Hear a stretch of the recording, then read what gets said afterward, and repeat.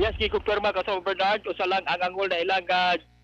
Jalisa Revilla kauban sa 46 or 45 ka pasahero human na rescue sakay sa ferry boat human na lunod kagahapon adlaw alas 8 sa buntag subay usab sa gilusan nga investigasyon sa PNP Maritime Unit din nahitabo dito partikular sa may Santa Ana Wharf ning siyudad sa Davao. Initial usab nga investigasyon nga gilusan sa kapulisan sa Santa Ana PNP sumala pa sa pamahayag sa usa ka kapitan sa ferry boat nga si Torincio Pumbo samtang mo labigar na unta matud pa gikan sa Santa Ana Wharf sakay ang upat ka crew o 45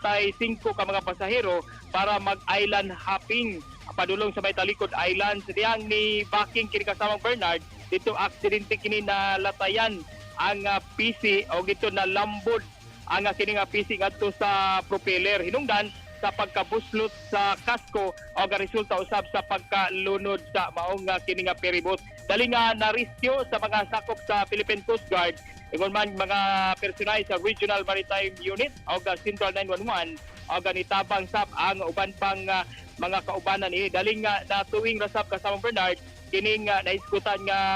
ferryboat. Gikan sa Santa Ana PNP kasama mo sa balita o serbisyo publiko Radyo Mandon Pulayaw Tatak RMN.